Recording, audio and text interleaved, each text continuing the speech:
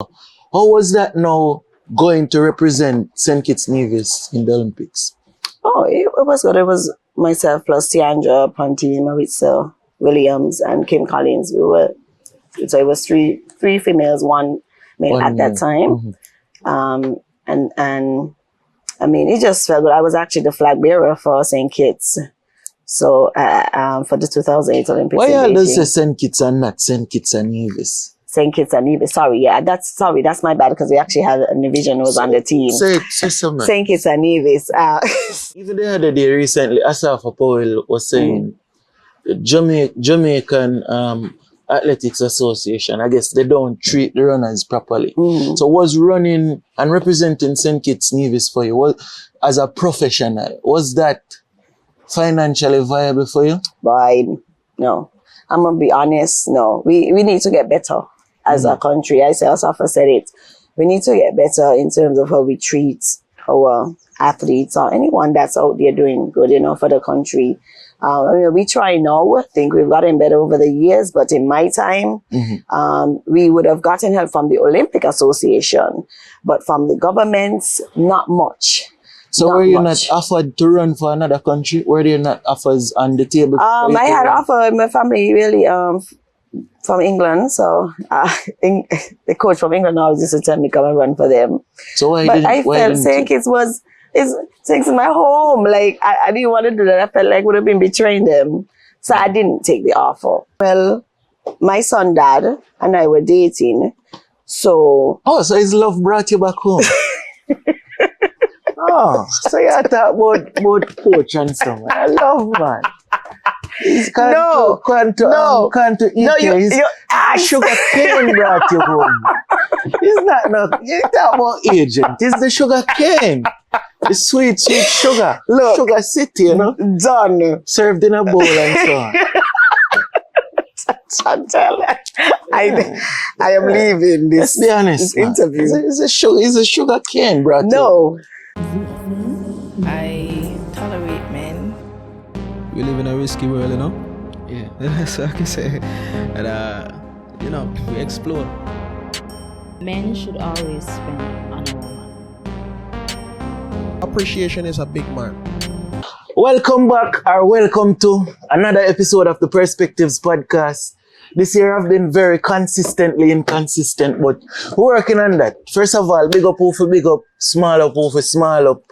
I mean, we're here in Zulu Lounge, Quite a beautiful environment. Right here in Buckley's. It's on the road right in front, the Best Buy. You just drive down the little lane there. Open on the weekends only, It's right behind the Bluefin restaurant, So you can grab something to eat from Bluefin and just come around at the lounge, and grab some drinks and all a vibe. Quite nice ambience and thing, Like somewhere you can carry a little sneaky link and say, Yeah, something like that can work out. But today, we're here with a special guest. We're here with a lady, Miss Virgil Hodge. And she'll be featured on this year's St. Kitts Music Festival. So we're here to find out who is this Virgil, How are you? I'm good. Can I hit a shake on? Of course. Come on. Oh, okay. How are you doing? I'm good. So Virgil, who are you? Because most people would see you on the lineup and don't necessarily know you 100%. So who are you? Correct. Well, most persons would know me as a runner. I would have grew up running track and field for St. Kitts, went to university, ran professional. The whole works, went to the Olympics, World Championships, national record holder in the 1 and 2. 1 and 2 was your event? Yes. Yeah? You think you could beat me? That? So wait, take us to the childhood. Was it that you were an aspiring athlete from beginning? From morning, yes. Yeah? Correct. So which school you go? Went to Irish Town. Irish Town, so you were a champion runner for Irish Town. Of course. Then I said junior high school, not Washi. Yeah. And then I went to Bassett High School for a bit there, but then I migrated to the United States. I finished high school in New York. Why? Well, I got the opportunity to go there and run. Oh, so running took you there. Yes, yes. And then So what was that experience like leaving here? I mean, you would have been used to one thing. Yeah. So leaving here, going to the States to run. Like, what was that experience like? Bittersweet, I would say, because I would have been leaving all my friends, my best friend, and it was bittersweet. But then I knew deep down in my heart that this is something that I want for myself as a track athlete, because I always had dreams of going to the Olympics. So I said, God, if this is what you have planned for me to get there, then let it be. And I went and I cried every day. I cried until I got over it. But I went to New York, lived with my family there. So I was comforted by my aunt and her husband, and it went well. So you were well accepted at the school that you went? Oh, yeah, definitely. I was basically the star. You were a star athlete there. I would say that, yes. Yes. So what was it? Yeah, what was it like now competing in America versus competing home? Because was the competition stiffer out there? Oh, yeah, definitely. We had a lot of other Caribbean athletes who would have probably migrated as well, going to high school there. And it was definitely stiffer. We had, the surface track in the States, is all surface other than here. They've been running at Bassett High School on the grass. So those times we had no track. So it was definitely something that I'm happy that I made that decision, because when I left high school, I was like the second fastest female in the United States in the 60 meters. Wow. Yeah, so it was a great time for me, setting me up for college and then going professional with Adidas. So college, you went to high school, you ran, you say it was at fastest, second fastest in over 60 meters. What was that transition from high school now to college? Like, which university you went? You went to Boy, what's funny, because I had like in the US, once you're a great athlete, you have letters coming to your house. These colleges, they just find your address, they just know everything. They send letters. I had letters coming from all over. I would have signed with University of Georgia first. I went to visit. I was like, okay, nice.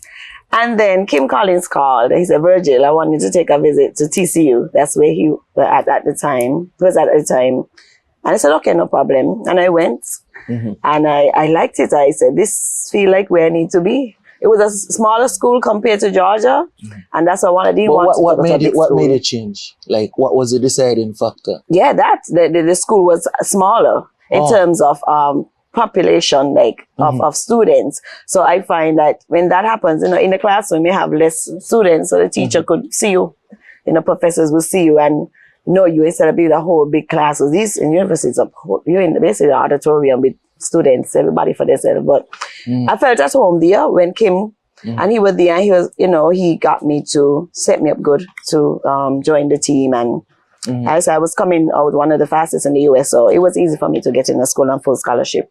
Right. Yeah. So you went to college and off camera, you would have said you made it to the Olympics. Yeah. So how did you transition from college towards the Olympics? Or professional? Transition was, once again, it wasn't that hard, because you have to qualify. And running in college, you run every week. So it's like your speed building up all the time. I was actually top 10 in the world at one point in the 200 meters. Right. I was top 10 in the world, and I was on the drug list. I can give you a story. I was on the drug list. Once you're top 10 in the world, you're on the drug list to make sure you're not taking drugs.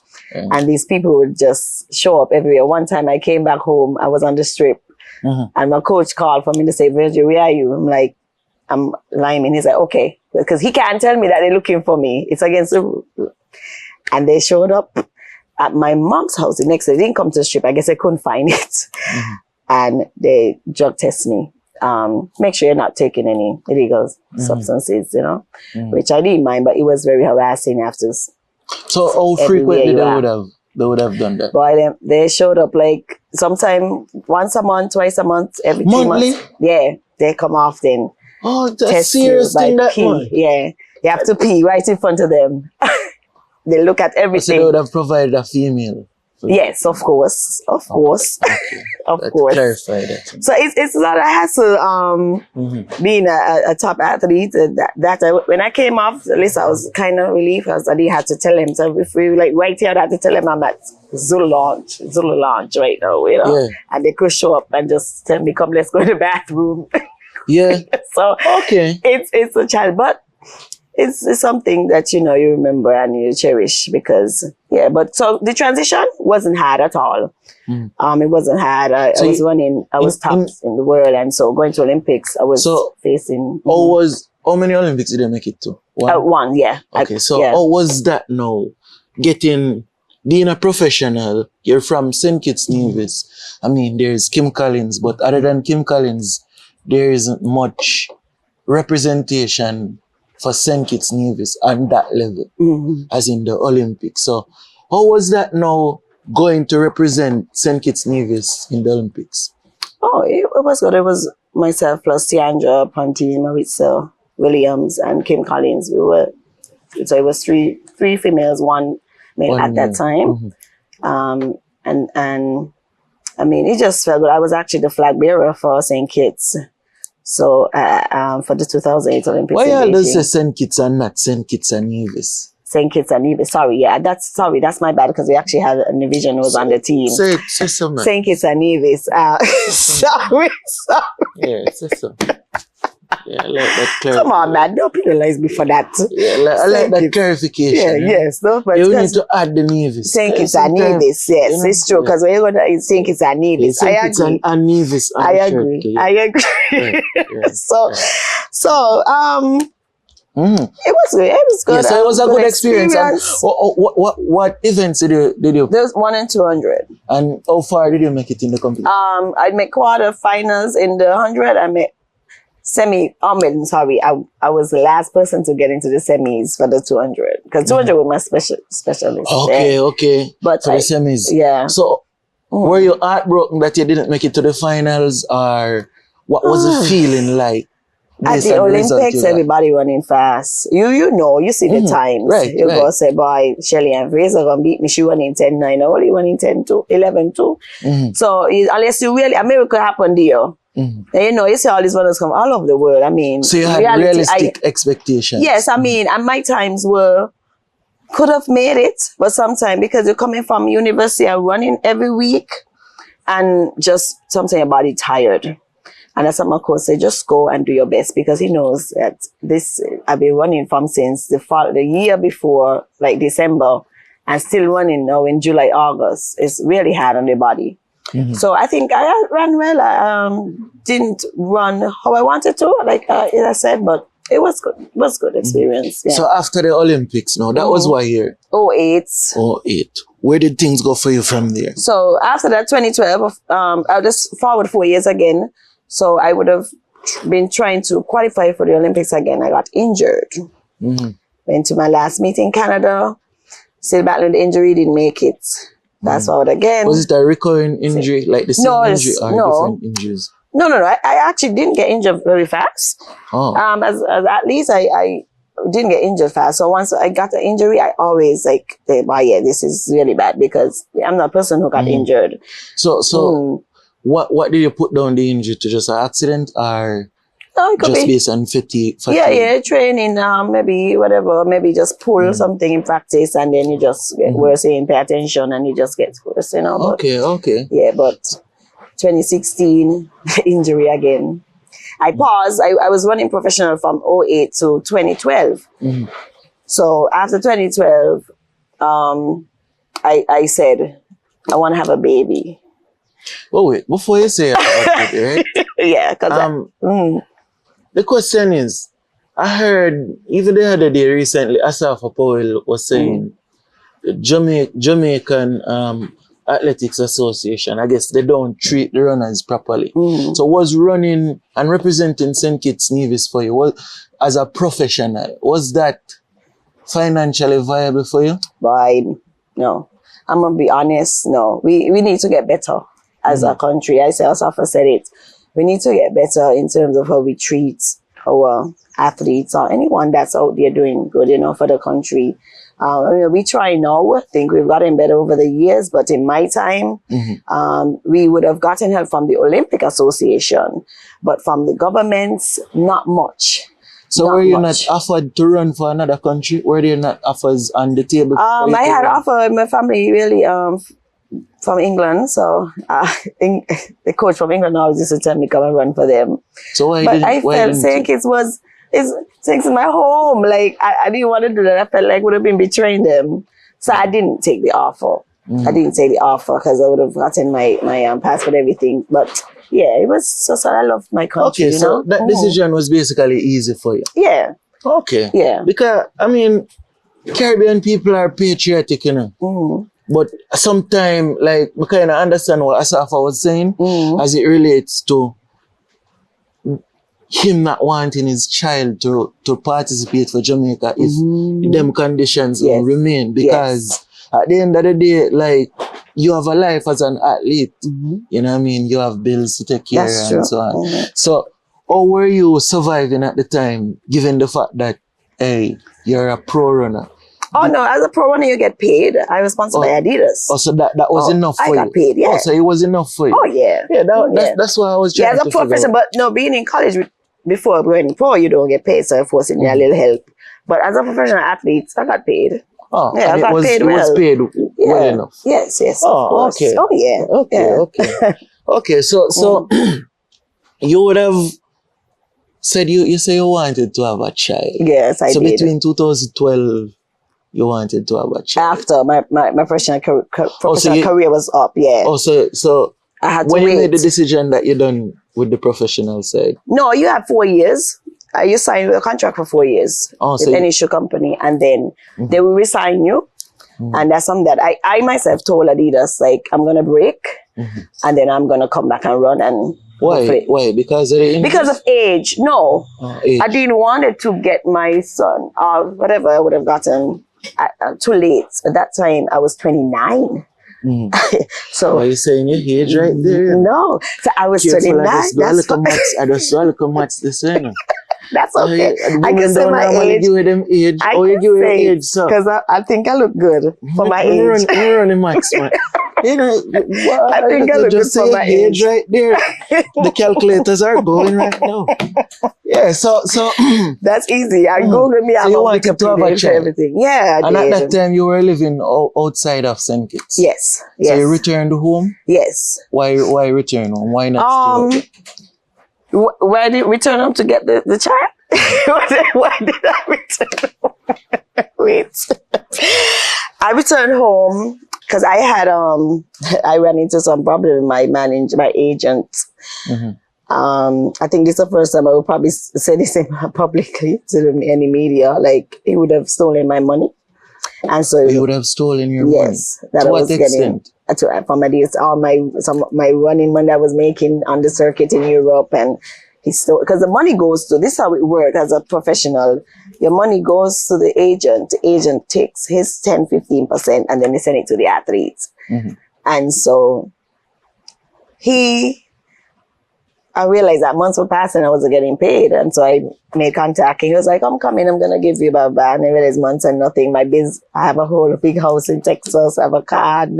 How am I going to pay these stuff? Like, and so I decided I'm going to call the Adidas CEO at the time. And he said, but Virgil, we paid him long time ago, since you were in Germany. And I was like, what? And that's when I started to get concerned. And then he basically disappeared. So I got lawyers involved and found out that he was stealing from other athletes as well. So you would have been able to recoup those funds? No, up to this day. So that's just a loss? That's it, a loss. I always think, did those things factor into the fact that you eventually put down the professional side of athletics? No, I went back to run after my son. I went back to run. Oh. Yeah, but I didn't get signed.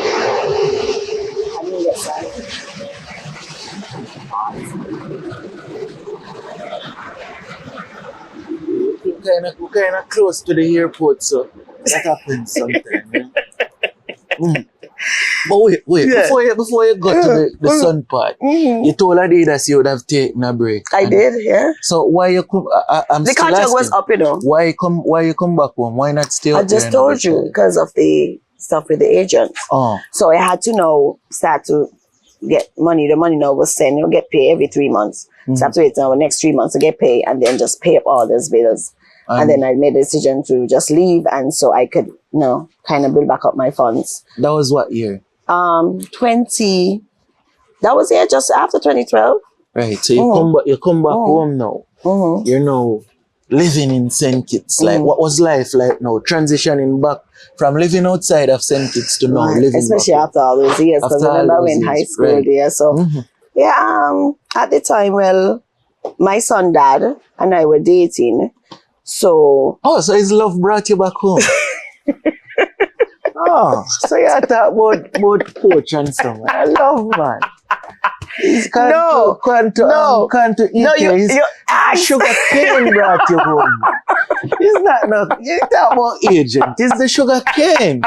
The sweet sugar. Look, sugar city, done. served in a bowl and so on. Chantal, I am leaving this, Let's be honest, this interview. It's a sugar cane, bro. No, you asked why, Sugar City. but that's why I was able to adjust so quickly, because I had someone here, who I guess would have cared, and you know what I mean, and the sugar make cane, it comfortable. Wow. Trust me, The sugar cane out here, that was not it.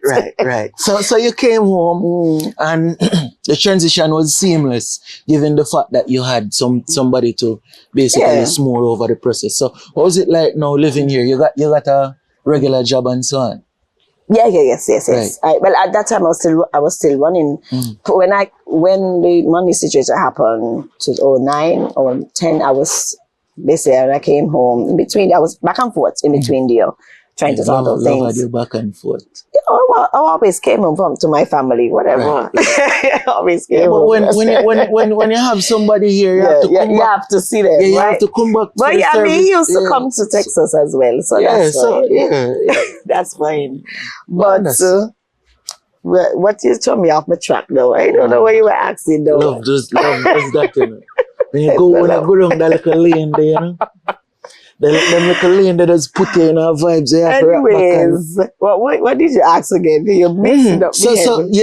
I was asking if you would have had to get a the job. A regular. Yeah, but it's also in between. I was still running. So I was getting paid still from Adidas. So I definitely couldn't work. You can't run. You can't work when you're under contract. Yeah. So, and then I got a job. I started, my first job was working at customs as a custom officer. Yeah. Right. Okay. So you get back, when you come back home, you started working. Right. Now, you say you get your child. So at what point did you get your child? Soon as you come home, or? 2013. Oh, yeah. Almost soon. It's not each one. That's what I wanted. I wanted that child. No, he didn't want it. If I didn't want it, it couldn't have happened. Got it? Okay? Careful what you're saying there. No, careful what you're saying there. I wanted it. No, man. So I got the baby. Listen, for him. You have to restructure. Oh, you said that one. I got the baby for him. You were the one who predominantly wanted the child. Yeah, because I wanted to go back to run. So we got to get it done now. Oh, it's no. Okay, so how long did you spend here before you go back to running? Oh, right after my son, it was like 6 months. I went back. Okay, so you started travel back overseas and yes, I did. So how was that life now going out? You were traveling with the child? I did at one point, and then I realized that it was kind of harassing having him there. How was running post-child versus postpartum versus pre-children, you know? Like, how was that? How was that? Because like before you were free to run, dating, you basically only have the sugar. You only have here, but now you have a child. So how was it running with a child? Running with the child as a mother? No. Yeah. Like, how did motherhood affect your running career? Oh, it didn't at all. You know, it was funny because it's known that a lot of Russians get babies because they build up testosterone in their body, make them faster. Yeah. And I realized that happened with me. Oh, so you got faster? Yes. I was running so fast. My coach, when I got back to Texas, he said, Virgil, you are running fast too early. You have to slow down. And then I said, oh, it has to be because of the baby. Like, I believe that because it was happening. And it's so funny, when we went to the track meets indoors, 60, behind of my calf were hurting a bit. And he told me not to run. Because he said, the speed you're going, if you run fast, you're going to pull something. And that's exactly what happened. I went because I want to run. And as soon as I got up the block, pop up three steps, pop. Pop to the back of my my knee. Couldn't, that's it, was out. Olympics again, 2016. So, and I continued running. I was training up to 2020. I was training, which is just the other day because we were in 2025. Right. So I was still trying because our country, island is small. We don't have much females when you're like, if I'm at this age and still running fast, why quit? Why stop? You know, when I could just make a team. Well, Kim Collins run Yes. till, I think he's the one who ran for the longest out of all professional athlete. So I guess it's in the St. Kitts blood. So where was music all this time you were running? Music was always there, man.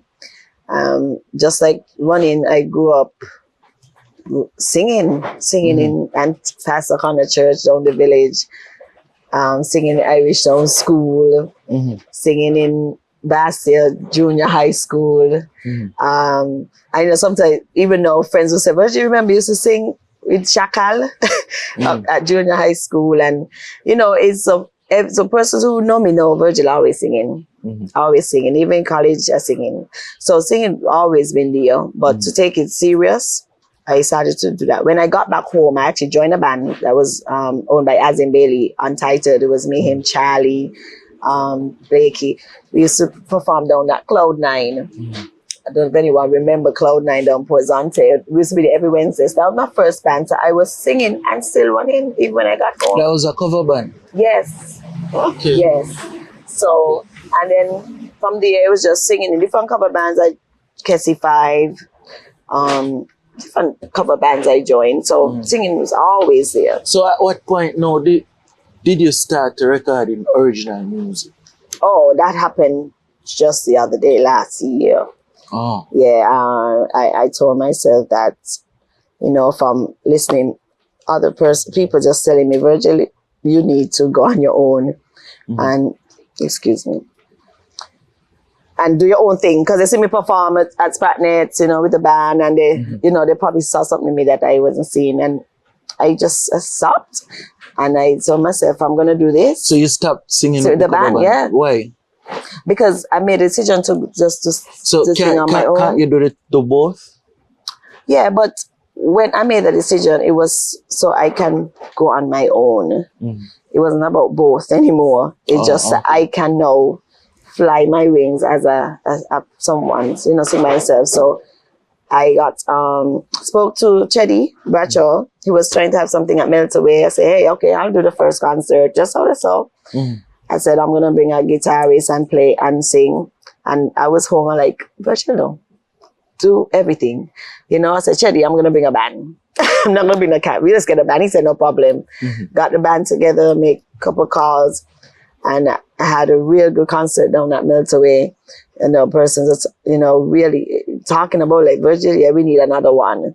Right. So I planned another one. At that point, you were still singing cover songs. Right, Yes, right. yes. And with the mental, you know, like thinking about doing my own music, and I know that's I wanted to do reggae music. I wanted to do reggae music no matter what. So I said, okay, this year I'm gonna start writing. I'm gonna get writers. I'm gonna write. I'm gonna start doing something. So after that, it was just concerts and concerts. I had 5 of them.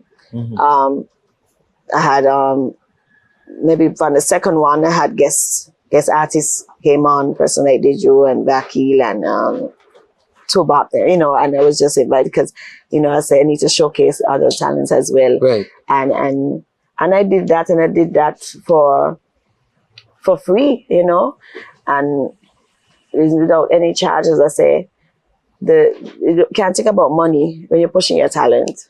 You have to try to strive, and money will come after. Yeah, people like because once you create value, yes, money follows value. You know, yes, you don't there chase go. money. There you go. You create value. There you go. And then money gonna follow you. You know what I mean? Because if you have not if you have never presented anything to the world, what are you going to charge for?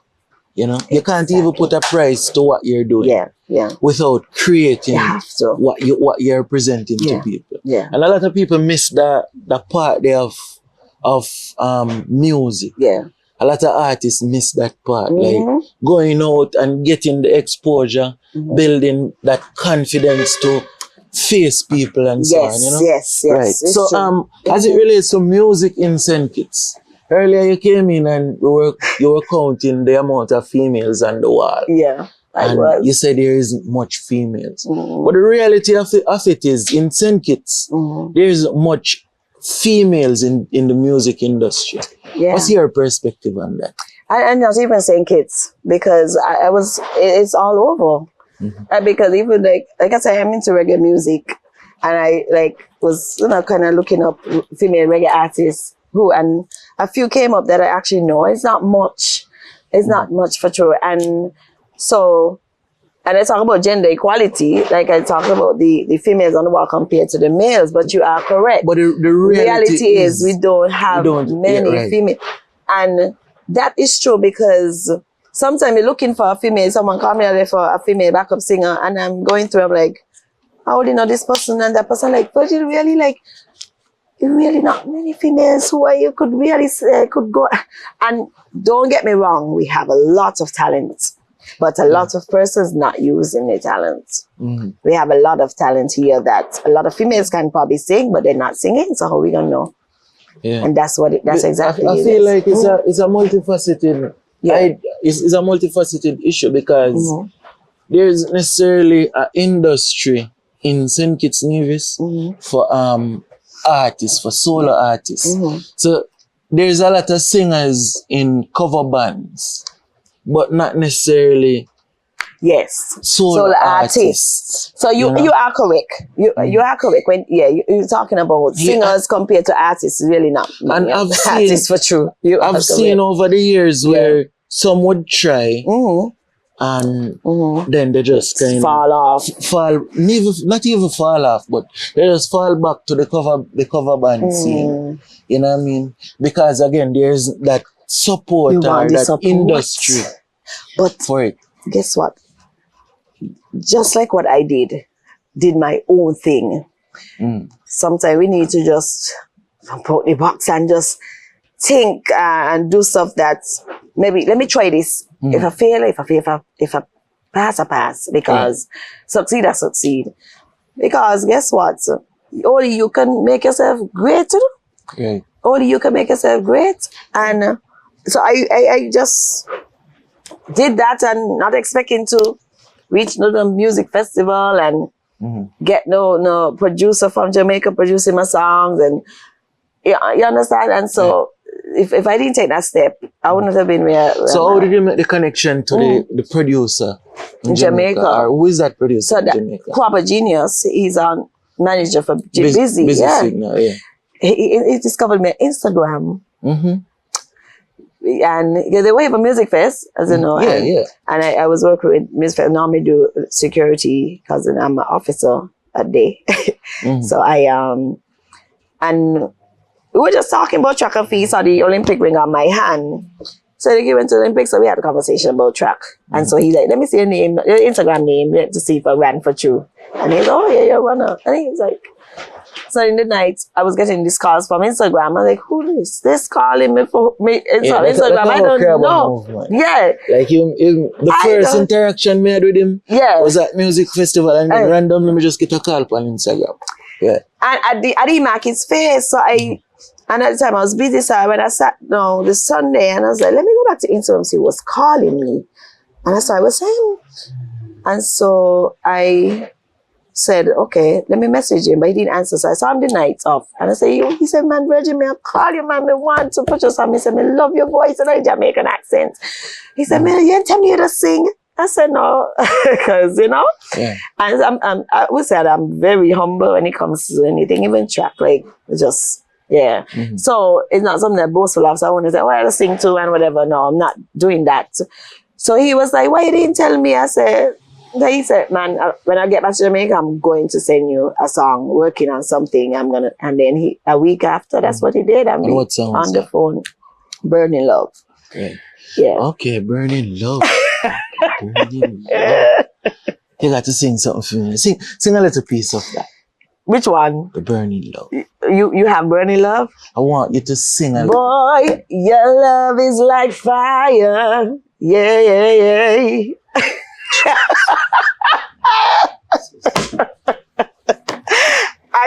I'm not singing anymore. So the fire could. We're drinking water, minding no business. You're patches, man. We drink water. Yeah. Yeah, so what kind of reception do you get from the people, or from that song being produced by a Jamaican? It was not. See, Kwaba was working on this song for months. I mean, I had to be calling Kwaba, I need to release a song, because I started to perform it live when because it was done, but he said he needed to do some more work on it. I say, man, he said, okay, go ahead and release it, So I went on and I did that. And he wanted some more work on it. I'm not sure what, but he was traveling so much, we're busy. So I was getting frustrated. And like, this is my first song and I want it out, I'm telling people it's song coming out, they're waiting for it. The reception was good. When I performed it at Pincho's, persons was asking to pull it up. They were enjoying the vibes. I mean, the hook is catchy. So persons were saying, man, Virgil, that song there, I love it, like Rastaman singing in town, like, man, I love that for your song, and so it got good reception compared to, like I said, that was my first song. Other song I would have did before was a soca song, but it was a good the reception. I think what's pulling it right now, but the song that I did last, which is Can't Bring Me Down, I think it's helping now, because this one has taken the charts. Like, I have like over 54,000 views on Facebook just from the preview alone and stuff. A lot of Jamaicans are calling and messaging on Facebook, asking where I'm from. They need to come down dear, and so it's in the right people. So now Can't Bring Me Down to me now is more popular, but it's bringing Burning Love up because they're listening to both. That's how the music is, Yes. like one would bring the other. Yes. Because if an artist have, like for example, Byron, yes. when he had his songs building up, and then he get Taliban's and Taliban's raised the others. So that's how exactly music. what happened. That is how music is. So at what point now did you get that call for music festival? It was this year. Yeah, I think so. I think I was home, and I'm a manager at Neil. He sent me a music festival call. I was like, oh really? So he was like, yeah. They need you. They need to send in something, to see if we get on that proposal, and so we worked on that right away, and that was it. I mean, so how do you feel? Yeah. How do you feel now? Within, you say you started that solo journey. Year. A year, and within a year, you're now on the music festival lineup. Yeah. How's that feeling? It's good. Just to go back a bit, I was actually on the music festival already with my group Melanin. With Kendra, and in 2019, so we opened for Buju Banton, and that was a big night because we came out first, and it was thousands of people there already, and we would have gotten booked for Creole Fest right after we performed because they didn't realize we were from St. Kitts. They thought that we were from overseas. So when the minister then told them, hey, they're Kittitians because we performed so good, it was just perfect, and so we were backstage crying and so that journey of music would have started for me professionally there, singing with the group. And so being a music festival now as a solo artist is definitely different because, is Virgil Hodge, no, not Melanin, you know. I have to do everything by myself. Everything is about me. When I'm on that stage, everybody just watching Virgil and listening to Virgil. So it's not like track where you're on the lineup of thousands of people and it's just me one. So it's and how's the preparation coming for that? Oh, it's good to start rehearsing, practicing since March. Right. So is it that you'll be singing original tracks or it's a mixed track? Yeah, we mix. So I have my songs, of course, on there. I paused on my EP. I'm finishing up my EP. I paused on it because of Music Fest. I didn't want so much distractions with that. So I brought out Can't Bring Me Down like a month ago, 2 months ago. And I paused. So I have my songs already. Well, 2 would have written already to record. And I'm waiting for 1 more.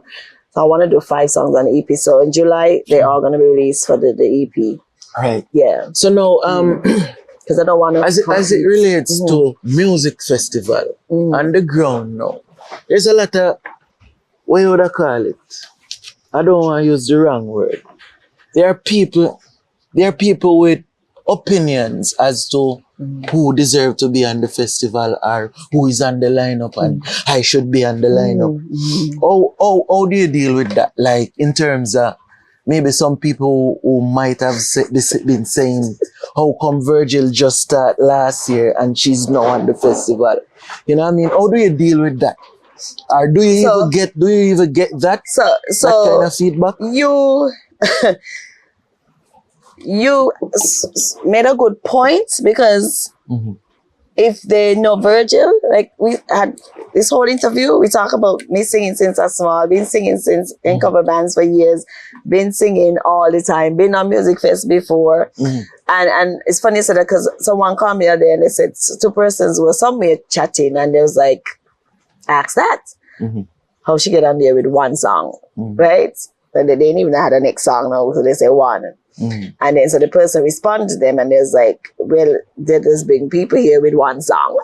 Right. And so it was almost an argument because y'all, trying to bring your local artists that she ain't saying she has 1 song, but then you're going to support partner from, with the soca, with the 1 song. Come on, you don't have 1 song.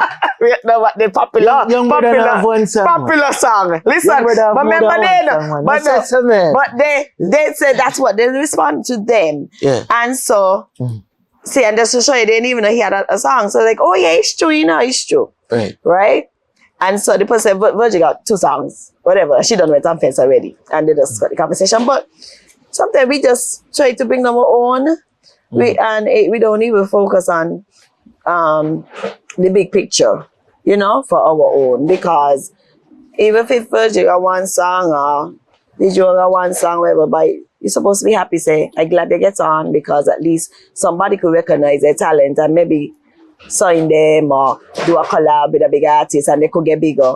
But here we go, own people just keep pulling, trying to... The music festival is an opportunity, Yes. And another question that I have to ask you. I've seen where over the years, there have been people who have been given an opportunity to be on music festival. And you would see a lot of fruits blossom leading up to music festival.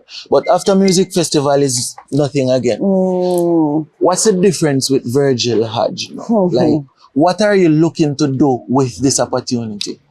And you said that and it would have happened in my group because we were looking to go to Dominica, perform, do other songs. And so y'all didn't go? No, because COVID. COVID. For real. Okay. Yeah, so we didn't go because of COVID. And then after it was COVID and COVID. So it kind of put a pause. So we were actually trying to do things online, just doing live stuff, in our mind, just house at the time. But then everybody went on to their own life. One individual got married, went in the church, and then... Life happens. Yeah. So with Virgil now, I see what I told you last year, and you probably like me. Things moving fast for me, from bringing out a song last year for the first time, and now on the music festival. That's how God works, When you trust what God has in store for you, and know that you have a vision and you manifest things in your life, it will work. And you better believe that. Because I was walking out of the Marriott last year with an artist, and somebody said to me, Virgil, next year I want to see you on the music festival. And I always remember that. And I was like, of course I'm going to be there, just talking. I had no idea that I'm going to even go to be a solo artist. And just as I talk about God manifesting, you're speaking that existence because you have to believe your words. Right. And so I started to believe that and remember that what the guy was saying to me. I was like, boy, yeah, maybe it's something that I need to do. But next, but the question, what I really want to know, I'm coming to that. Where will the difference be? You hold on. Right. You're going too fast. You ain't on the track. Maybe the only one here. I'm holding on. I'm not letting go. You hold on this bench. Holding on. So, actually, I'm flying out next week to go to Jamaica. Going to the home of reggae, as you see roots, right? So I'm going to Jamaica next week, going to do some interviews, perform at 420 Lounge, owned by Michael Frater, my good friend, who ran with Bolt, and do some other reggae shows on that weekend. And you're holding on still? Can I let go? Yes. All right. And so we're talking about, even before Music Fest now, because with this happening, this gonna open up some doors for me as a reggae artist. So I like how you classify yourself, you know. Yes, I like how you classify yourself as a reggae artist. Yes, that's because what classify. Opportunities gonna come within the reggae scene for you. That's right. You know what I mean? That's right. I like that. That's I love right. that. Because a lot of artists, I feel like a lot of times I would speak to an up and coming artist and they're like, oh, I'm an artist. I don't want to be classified. And I see that as working towards a detriment because as an artist you need you need a group of people to connect to you. Yes. So there are reggae fans, there are reggae fans, there are R&B fans, there are soca fans. There we go. So you want to be relating to a particular fan base. So so you're going to Jamaica. Yeah. To network and perform and into some interviews like this. I hope not. I hope it's not like this, but anyway. Where with this? I'm just playing. TV and radio and some radio stations. Listen. Not like this. Listen, man, I feel away. You want Bernie Love again? Or we gonna move on? You might make me get burned up. Yeah, so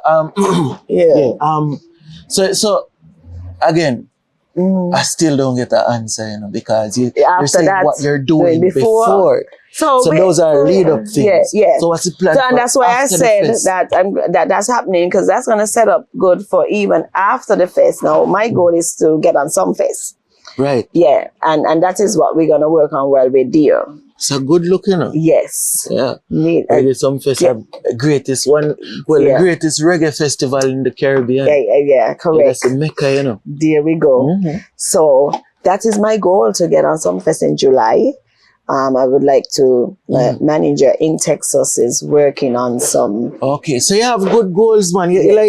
You're set on getting connected to Jamaica. Yes. Right, because that's important, you know. If you're doing reggae music or dancehall music, you have to get connected to Jamaica. Yeah. There are different taxis that can take you to those places. You know? But Jamaica is the hub. Yep. You know, that's how everything, the right vibes, the producer, the actual industry is there for reggae music. Yeah, man. So I like the vibes, man. So we got some. It seems like you have a head on your body and you actually have a management team. Yeah, man. See, I got my publicist, I got my personal assistant, and she's traveling with me to Jamaica. Yeah. And my team, Molly Media, gonna come with me to cover some media. Wow. So you have a full team, man. Yeah. Wow. So we're rolling out big with this thing. We can put St. Kitts on the map. Let them realize St. Kitts got reggae artists too. I like that. Right. I like that, man. Yeah. I like that. So, is there that one artist that you would like to have a collaboration with? Yeah, it's gonna be Leela Ike. Wow. Yeah, she actually she was supposed to be on Can't Bring Me Down. My team reached out to her to do we send the music, and her management reached back, and Lorna manager said that she was working on an album and she would do it at the time. So I'm hoping that when I get to Jamaica, that my next song I would put on. Wow. Yeah. So Leela have a beautiful voice too. I love her so much. Like Leela, man. You're on the right path. Yes, though. Of course. She actually reposted my video. I sang a song at I sang on the weekend at a gala, and I put it up and she reposted it. Them people they make you nervous, you know. Yeah. You know? Who? Yeah. Like since the publicist come, you're nervous, man. Publicist step outside, man. Boy, publicist step outside, man. Like the artist nervous, man. Yeah. She not say nothing wrong, man. Remember. She not say nothing wrong, man. Yeah, girl, look a breeze. Are you nervous? I believe is he nervous now. The publicist come. No, but it's good vibes, man. Actually, no, you see, I like the upliftment of anybody. Yes, yes. I'm gonna really entertain the negative vibes. No, you know what I mean? Yeah. Because we believe in the manifestation, you know. Yes, believe you know what I mean? Yeah. And when you're doing anything, if you're not getting no fight, you're not doing anything, you know, you're not. That is true. Not work. That is true. As you not work hard enough. Because sometimes you see, people look at you and they see their reflection in terms of they see you accomplishing things that they were not able to accomplish. You know what I mean? Because some people give up on them dream, you know, or them never did put in the work that's necessary to take them to that next level. Yeah. You know what I mean? It's a lot of work, yes. Right. So you're ready for the festival? Yeah, man. Yeah. And as you were talking, I was go back to, and then after some fest, we have some stuff set up for reggae ton, I think. Reggaeton? Yeah, I think that we have Europe? some. Yeah, we have. Yes, so they already wrote. So we already sending something for that. Wow. Yeah. See, and so we like rolling, man. I like that because again, I'll say this. I'm not gonna call the names, but over the years, like I've been at music festival. This gonna make the 3rd year. I'm watching closely for music festival, and all 3 years there have been females, specifically females who have gotten the opportunity to be on the festival, and they haven't done much with the opportunity from my perspective. Yeah. Maybe some things are happening and I don't see them, but I'm here to be corrected. When you have a good team, you know, you let them do the work. I mean, and they know what you want, and you tell them what you want, and the team do the work for you. Well, my next thing is, as it relates to the festival, the placement of the local acts is always a point of discussion. You know what I mean? In terms of, even I myself have some opinions on it. So, what are you expecting in terms of placement? I am not expecting to go first. I know that. You're not expecting? No. Okay. That's not what I'm expecting. So, but if you're put to go first, you're comfortable with that. I don't know. So you're not comfortable with I don't know. First. I don't think so.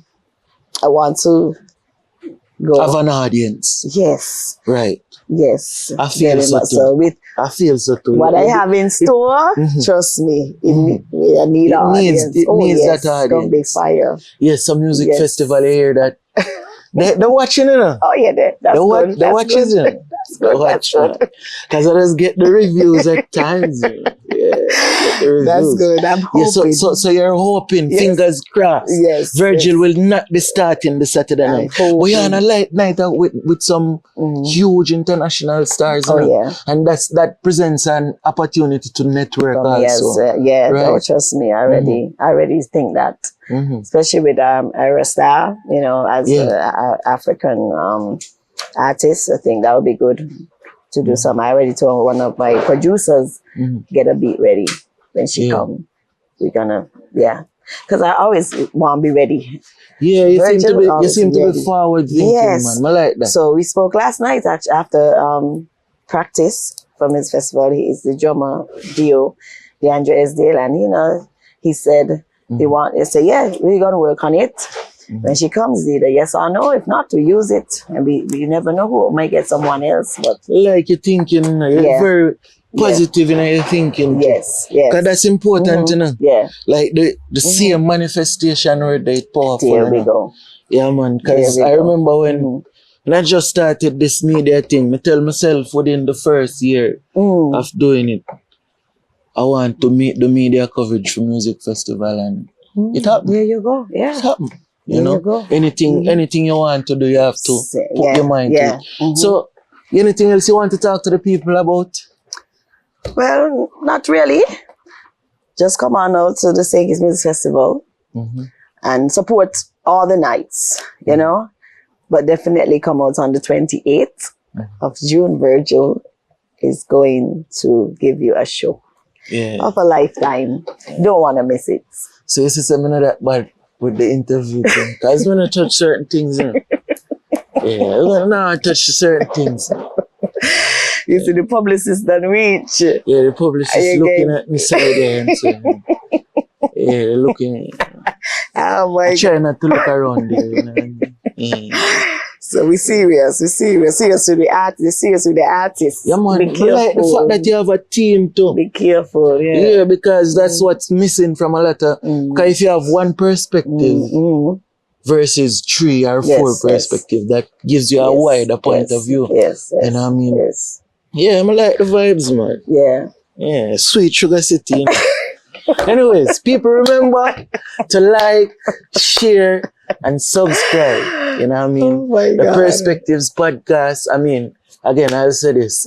Consistently inconsistent, but we're getting the consistency back.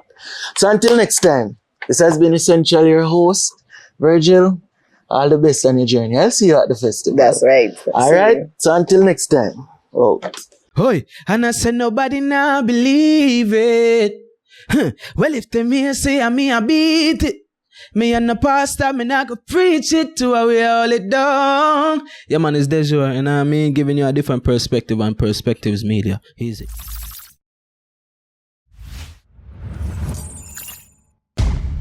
Perspectives Media.